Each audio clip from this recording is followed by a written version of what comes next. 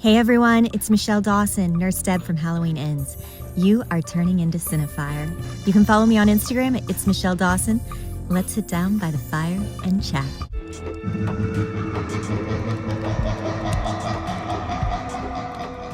Why, hello, everybody. This is Eric Vornoff, host of the Cineifier podcast, where the horror lives and you survive. I'm here with my next special guest. Please introduce yourself. Hi, my name is Mindy Dougherty. I'm a nurse, a writer, a veteran, and the people's advocate. But yeah, thank you so much for sharing that, and thank you so much for taking time out of your day to be here. Sure, thank you for asking.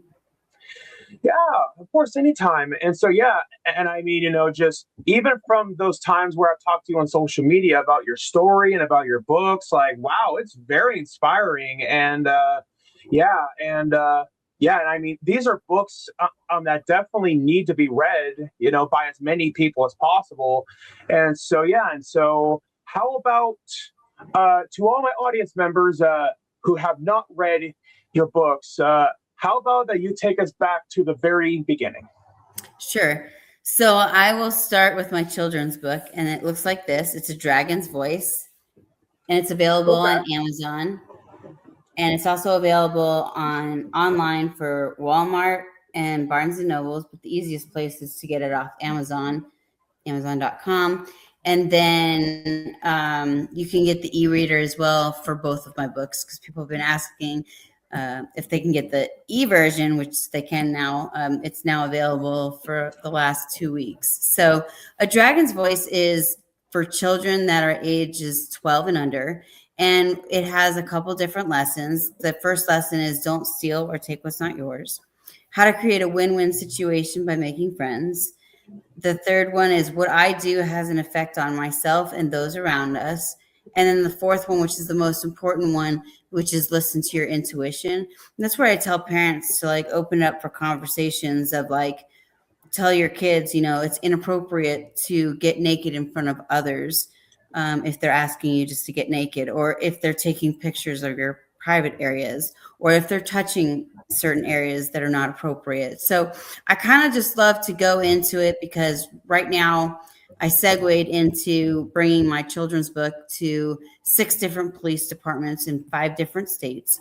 And both of my books are in the Family Advocacy Center, as well as being at the Alabama Sex Trafficking and Child Safety Alliance. And so it's important to me to get my story, both stories out, but it's really important that I get my children's story because we can help once the kids have been picked up for abuse or trafficking, sex trafficking or human trafficking, to help calm down their nervous system and give them something to read, or someone can read the book to them to open them up to the conversations that they'll need for the interviews, or if they've just got done interviewing, to help them calm their nervous system down when they can give them the book. Or most importantly, if they're getting ready to pick them up, they could give them the book while they're in the car to give them something to take their minds off things. Because once you pick these kiddos up, they're pretty traumatized and they don't know what's going on. They're usually confused, and sometimes they're just grateful to be saved. So I'm really trying to get the book to as many parents as I can as well. It's not just for sex trafficking and human trafficking, of course. I've had it in a couple schools, Montessori's as well. And basically, it's just really imperative that our parents teach the children about these lessons so that we can prevent as much abuse as possible, but also to open up those conversations that kids normally wouldn't have, or they would maybe don't even know how to have. And so I like to teach the parents what to say, or encourage them to give this to a stranger that they don't know, but that the parents know, and try these little things out. Say, hey, your mom told me to come pick you up. And that could be a lesson in itself, to where the child goes to the principal or somebody that they trust and say, hey, did my mom say to pick me up? Because that's the other thing that, to prevent kidnapping.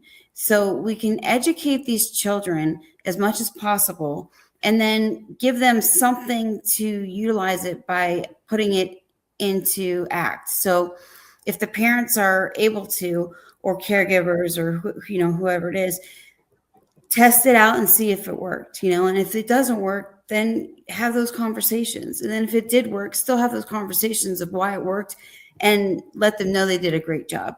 Because I also think that kids need that feedback to find out like what they did right and what they did wrong. And all too often we look at what's wrong. And so with my book, it started out actually with me just writing because I have learning disabilities and reading disabilities with comprehension issues. And so I wrote the book so that the lessons would be either right on the page or 2 pages, and they would not have a big gap between each lesson. So they wouldn't have to get through the whole book trying to figure out what the lessons are. So as they read, there's pictures behind that lesson so that they can see like, oh, did I get this right? Am I seeing this picture correctly? And that helps their brain enhance, and it also helps their visualization skills, and it also helps their communication skills if they're reading it with somebody else, because then they can ask certain questions as well. Yeah, and I definitely really applaud you for doing for doing all that. And I mean, especially since that what really will set the tone for someone's entire life is those first few years, like when they are a kid. And so, and knowing that it's not okay, to steal things, and it's not okay to just randomly get nude in front of people, and so on and so forth. And yeah, I mean, these are all really important lessons for children. And same thing with don't get in a bathtub as well, and like make sure that they understand, like when they're in the bathtub, that people shouldn't be playing with them inappropriately. So there's just so many things that we can have discussions about. And like I said, my book is not about trauma or even mentioning anything about sex trafficking or not.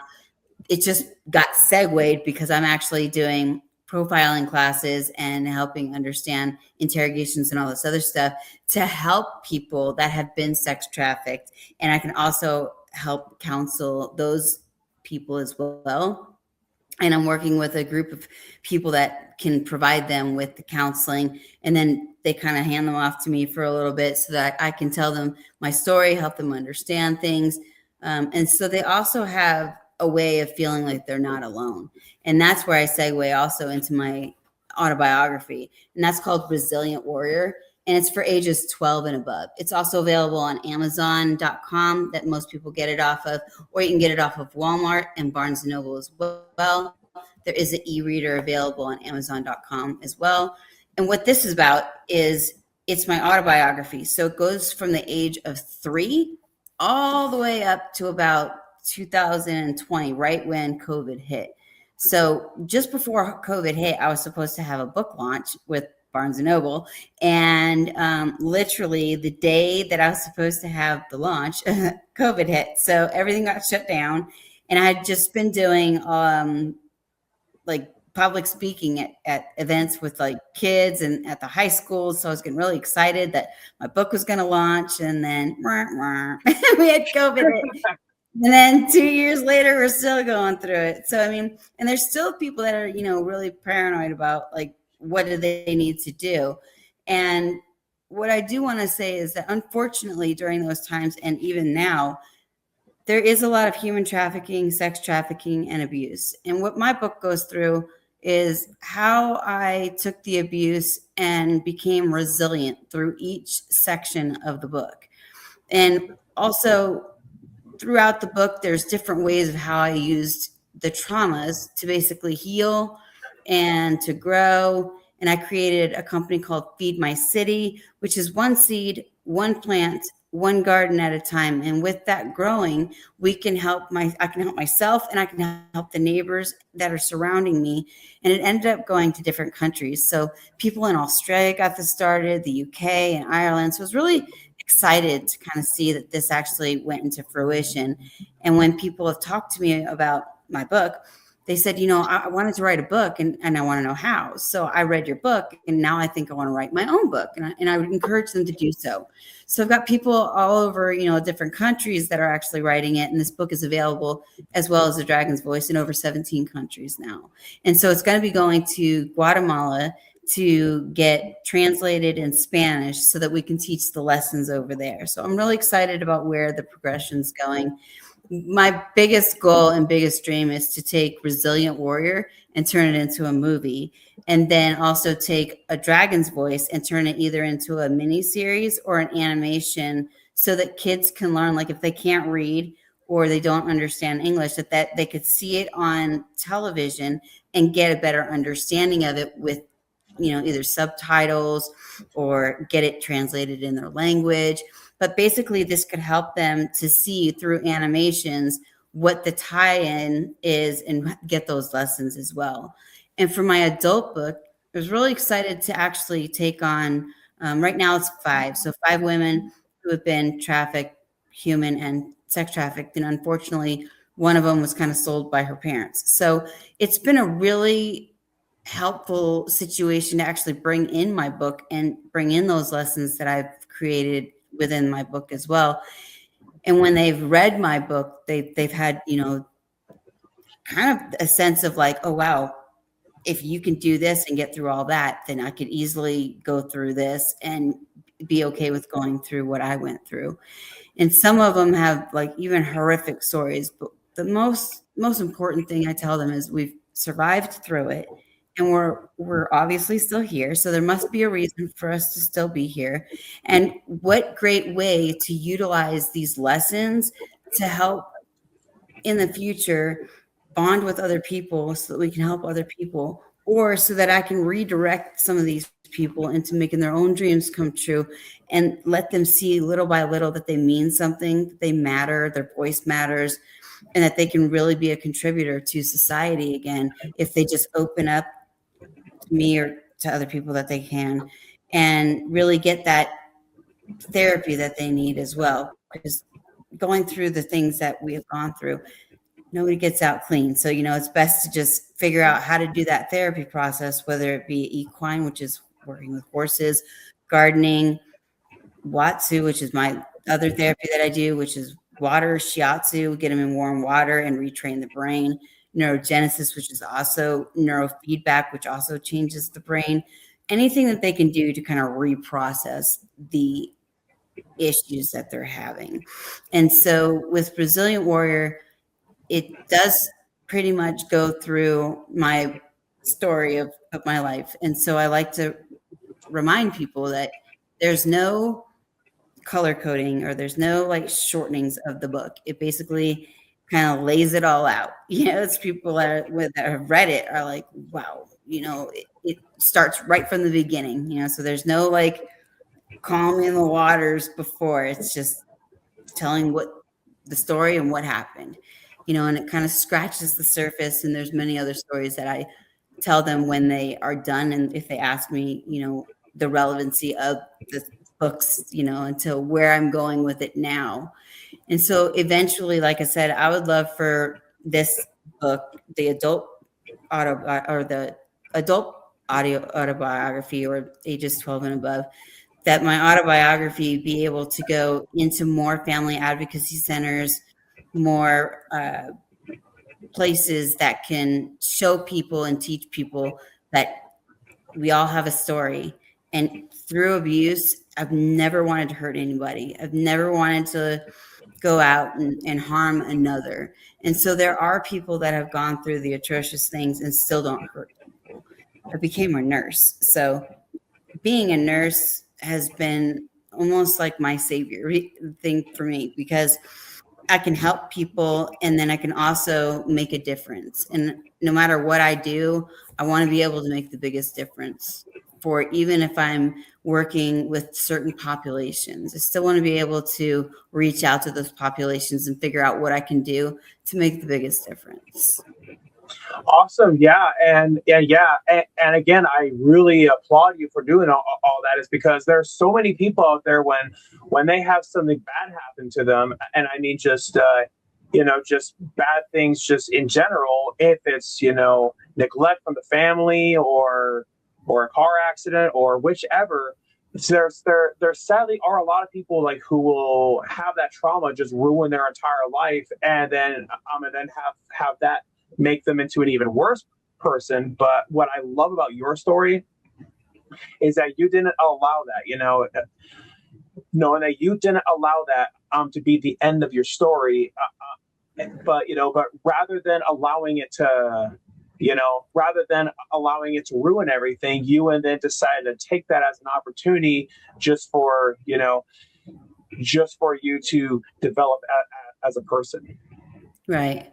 And I think I'm still evolving. There's always Definitely. room for me to grow. And that's also what I tell people is like, just because you have this story, it doesn't have to end that way. You can always seek better options and you can always grow from it. And there's never really an end until we die. So there's always a lesson to be learned and gained until your last breath, And so I tend to always, not always, but I tend to 90+% really work on being in a positive mode, but also really trying to figure out like what I've gained and kind of go through the waters, as they say, or go through the roads and make sure that I can find the positive aspects out of things.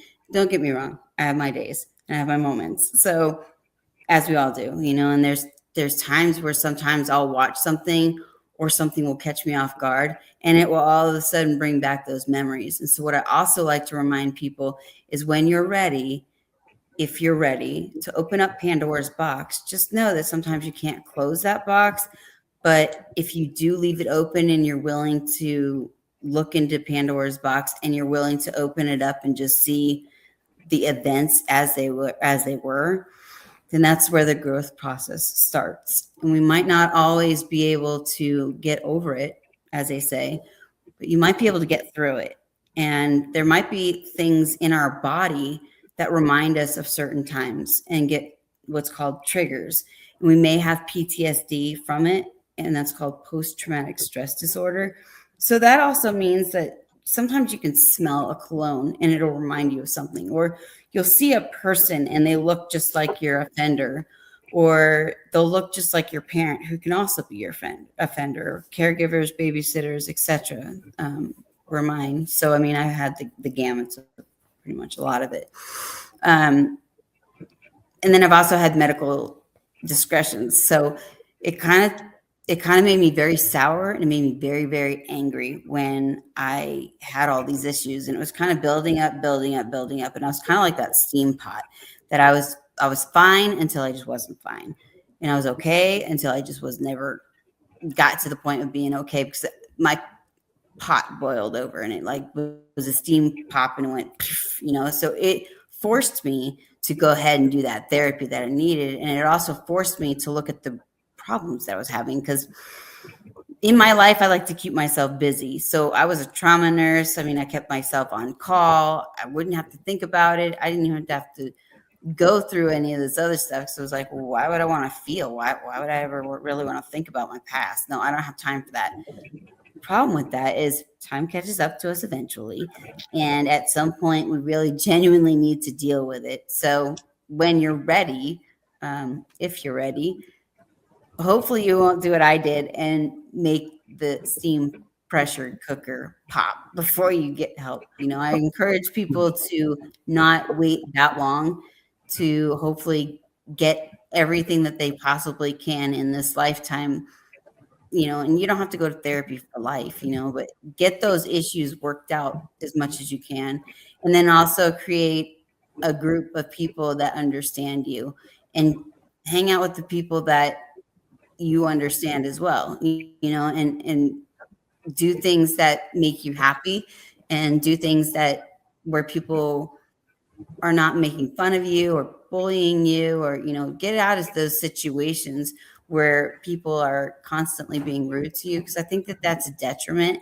And sometimes when you've been abused or when you've been in these situations, you kind of don't know how to be treated. You almost go into this lifehood of collecting friends that do abuse you, or boyfriends, girlfriends, wives, etc., because that's the only way that you think that you need to receive love. And it took me over 40 years to really figure out that I didn't have to get hit, nor did I have to get screamed at, nor did I have to have abuse in order to get love or receive love. And I kind of switched my mentality to like, when people were being nice to me, it was almost like I got more scared. because I knew what was on the other end of the abuse. I didn't know what was on this end of people being nice, gentle. I'd always go, well, what is it that you want? They're like, I just want to be your friend. And I'm like, well, I don't know what that looks like. So then I'd shove them out until later on I got a little bit more therapy and I was like, oh man, this is what they meant.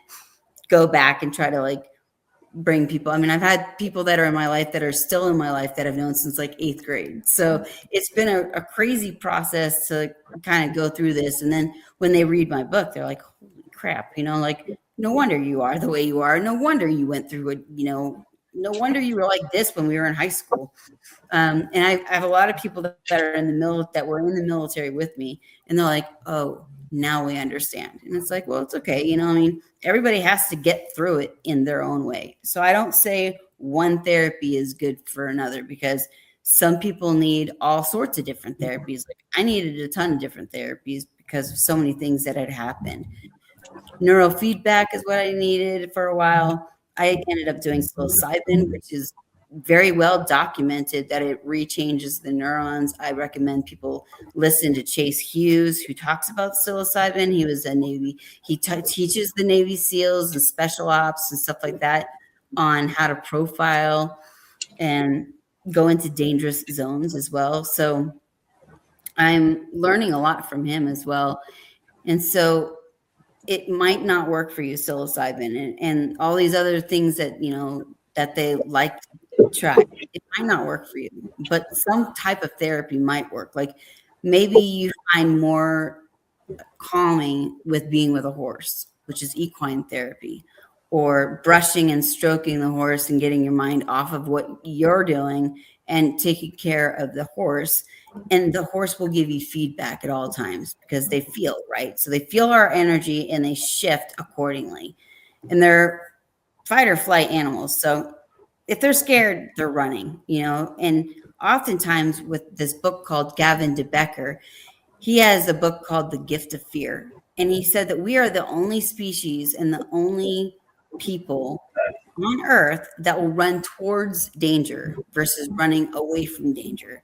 And so I learned that whenever my gut told me something was off, to just leave, even if it was like, oh, I just showed up, it's like, well, I just showed up, but something's not right. Something feels off. So just leave the situation.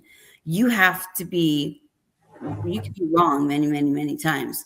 That other person has to be right once. So I like to also put it that way. If you feel off when you're walking in the canyon, really look at your surroundings and where you're at.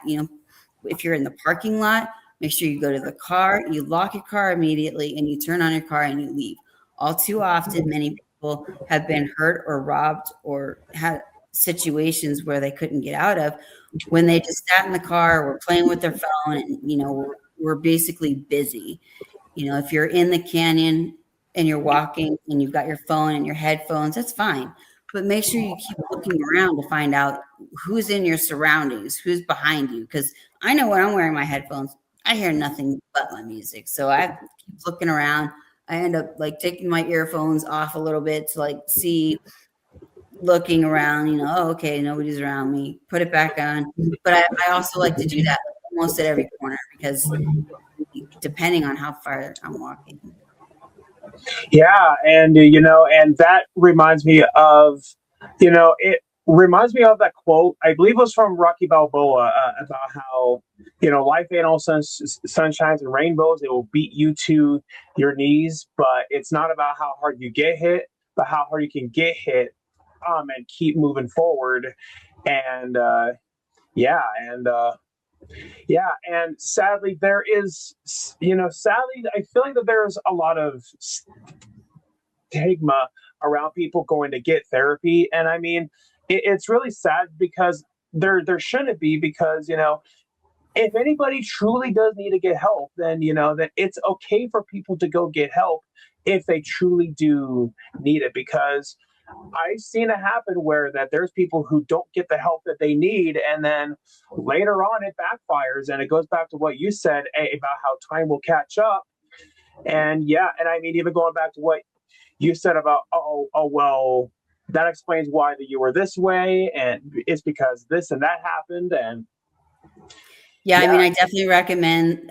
There is a huge stigma attached to it, and it's almost like people will say, "Oh, well, it's because you're a veteran and you went in the military, so you get all this help." No, it's because I had so much trauma in my childhood that I ran from, and I just wanted to keep busy from, that it caught up with me in my adulthood. And in my adulthood, there were times where I just was mean and angry and bitter, and I didn't know how to move through the world, shall we say, so that trust factors literally went out the window.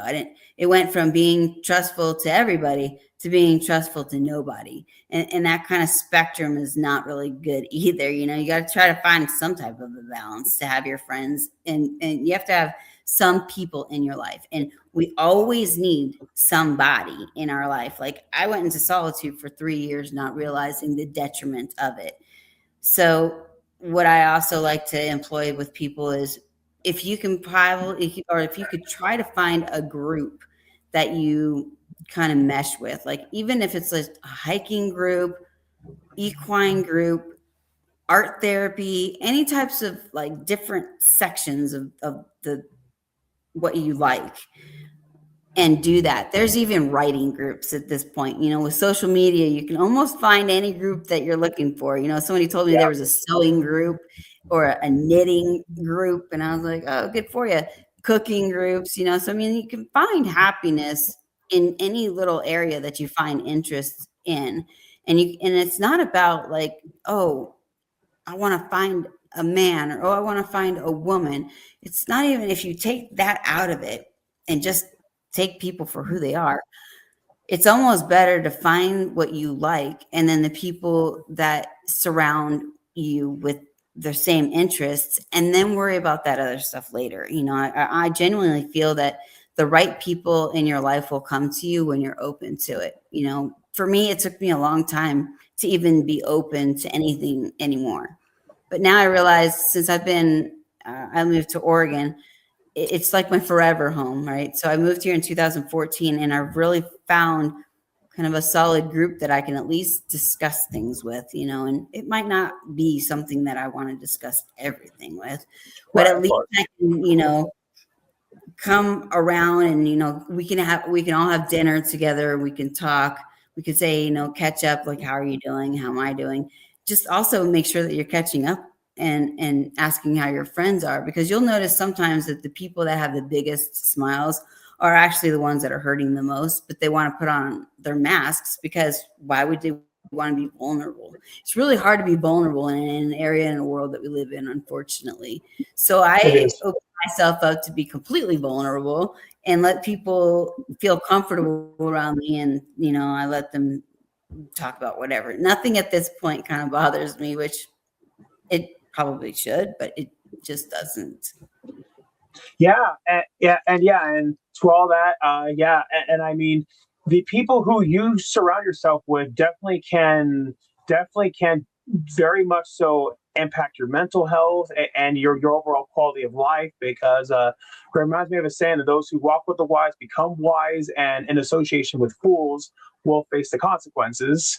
Right. And so yeah, so with all that said, going back to about how you said you want to turn Resilient Warrior into a movie, if you could pick anybody to portray you, who would you want to play you? Ooh, that's a really good question. I would actually love Julia Roberts to play me. And I think she's the reason I would want her is, like, I saw her in Aaron Brockovich, and then of course Pretty Woman, and then Oceans, I think it was like Oceans 11 or Oceans 12. I can't remember like what the series was, but I've seen her play all these dynamics, and I feel like she could definitely hit the way that I am. So, gosh, that would be my dream, to have Julia Roberts play me. Or I just play myself, you know, in certain Yeah, aspects, and have other people play my younger self, you know, have different people, even maybe like Dakota Fanning play my like younger parts, you know, because she's still pretty young.